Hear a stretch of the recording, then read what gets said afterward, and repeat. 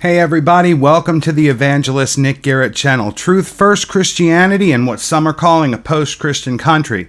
Well, we separate the objective truth of the Christian faith from the subjective and traditional to understand for the benefit of our faith. I've said it a million times. We take for granted today and assume that the younger generations coming up in Western society are privy to the same basic biblical stories and understandings that we grew up with.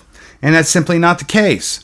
So today the service I'm going to provide is to go over the 10 Commandments, read a chapter from Romans chapter 7 where Paul talks about Christ having fulfilled the law, seeing what the relationship is there, if there's an obligation to us under the 10 Commandments, and finally to determine whether the definition of the law as Paul uses it refers to the 10 Commandments or something else altogether. So beginning in Exodus chapter 20, we get the first basic form of the 10 Commandments. And the first one is, I am the Lord your God who brought you out of the land of Egypt, out of the house of bondage. You shall have no other gods before me. Does it say there are no other gods? No. Does it say other gods don't exist? No. It says, I am the living God. I am the Lord your God. I brought you out of Egypt. Don't place any other God before me. This is how we've developed the modern interpretation that anything that becomes excessive, not used in moderation, can replace the living God, I am, in our lives. The next one, you shall not make for yourself a carved image, any likeness of anything that is in heaven above, or that is in the earth beneath, or that is in the water under the earth. Interesting. No carved images.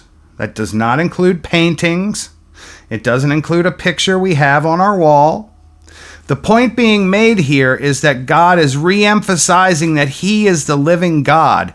He has just come out of a period of time where He, through 10 plagues, defeated the best gods the Egyptians had to offer and proved himself as a living, breathing entity. Imagine God's jealousy when somebody makes something carved and bows down and gives worship to a creature or an inanimate object when the living God is right there.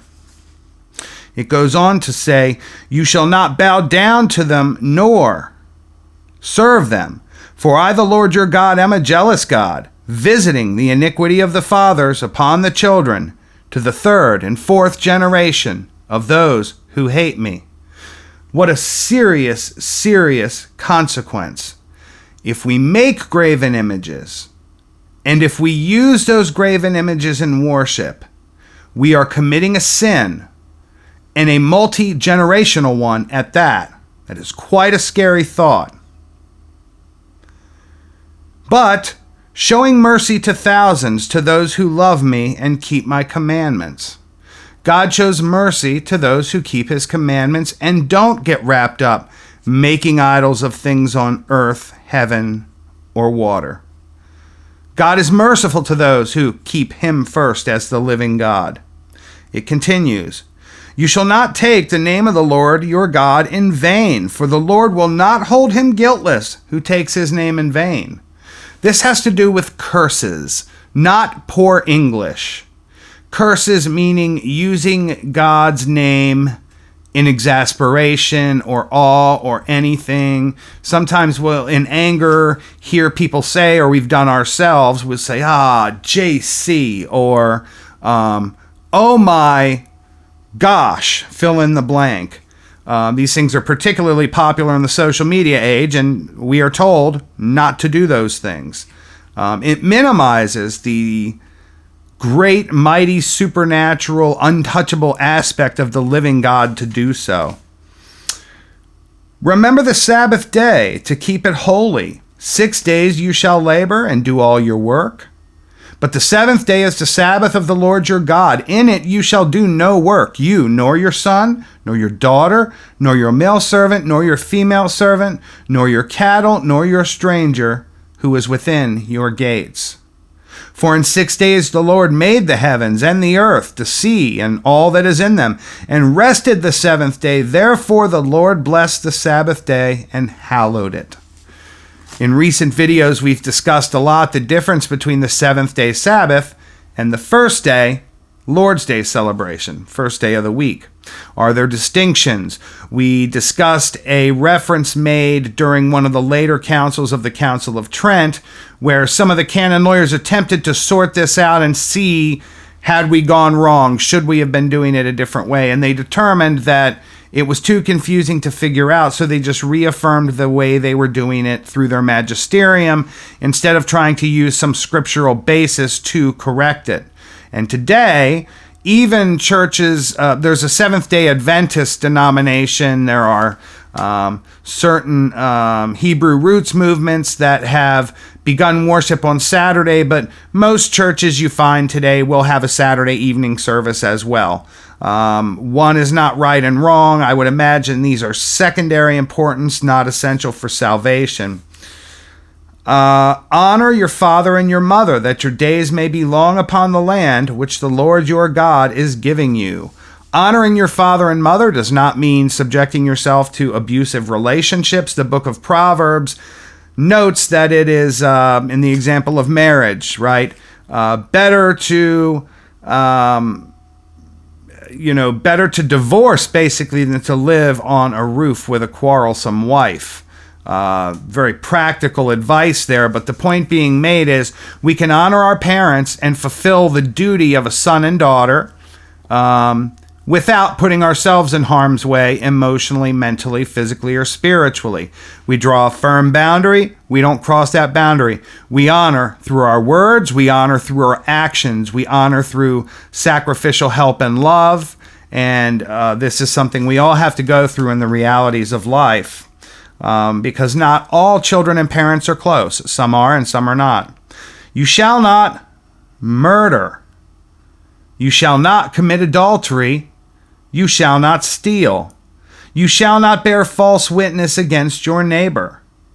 You shall not covet your neighbor's house. You shall not covet your neighbor's wife, nor his male servant, nor his female servant, nor his ox, nor his donkey, nor anything that is your neighbor's.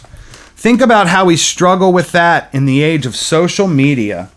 There's a saying called keeping up with the Joneses, and the idea is, your neighbor gets a new car and there's a streak of jealousy, so you go get a new car eventually, or they get the new Husqvarna tractor and you simply must have it.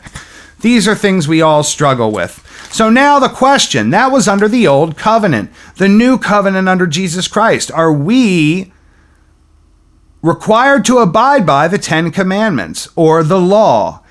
Can those words be used synonymously? Let's start by reading what Paul has to say about the fulfillment of the law in Romans chapter 7.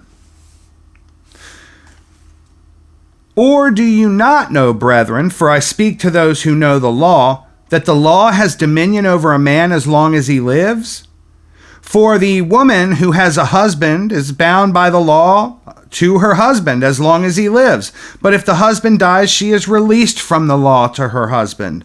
So then if while her husband lives, she marries another man, she will be called an adulteress. But if her husband dies, she is free from that law, so that she is no adulteress, though she has married another man. Therefore, my brethren, you also have become dead to the law through the body of Christ, that you may be married to another, to him who was raised from the dead, that we should bear fruit to God. For when we were in the flesh, the sinful passions which were aroused by the law were at work in our members to bear fruit to death. But now we've been delivered from the law, having died to what we were held by, so that we should serve in the newness of the Spirit and not in the oldness of the letter. Couple more sections here. Law cannot save from sin. Has then what is good become death to me? Certainly not, but sin, that it might appear sin, was producing death in me through what is good, so that sin through the commandment might be exceedingly sinful. For we know that the law is spiritual, but I am carnal, sold under sin. For what am I doing? I do not understand. For what I will do, that I do not practice, but what I hate, that I do. If then I do what I will not do, I agree with the law that it is good. But now it is no longer I who did it, but sin that dwells in me. For I know that in me, that is, in my flesh, nothing good dwells, for to will is present with me. But how to perform what is good I do not find. For the good that I will do, I do not do, but the evil I will not to do, that I practice. Now if I do what I will not to do, it is no longer I who did it, but sin that dwells in me. I find then a law that evil is present with me, the one who wills to do good. Basically, what he's saying here is the law is not designed to punish or save. The law is designed to simply show us that it's impossible for us to keep it. We get the new covenant in Jesus Christ. So then the question becomes, is the 10 Commandments the law that Paul speaks of in this analysis and concept of Jesus having fulfilled the law unto a new covenant? Jesus himself says in his Gospels that he follows the 10 Commandments. Keep in mind that in the Bible, the law means 3 different interchangeable definitions. The law can refer to the 10 Commandments. The law can refer to the Pentateuch, the 5 books written by Moses. The law sometimes refers to the Tanakh, the Old Testament altogether. We also have to remember that in the law, we had moral, civil, and ceremonial. Well, certainly some of those can't apply under the new covenant because Christianity evolves away from Judaism. Therefore, the ceremonial law is obsolete, right? The moral law, perhaps the 10 Commandments, is probably to a degree still intact.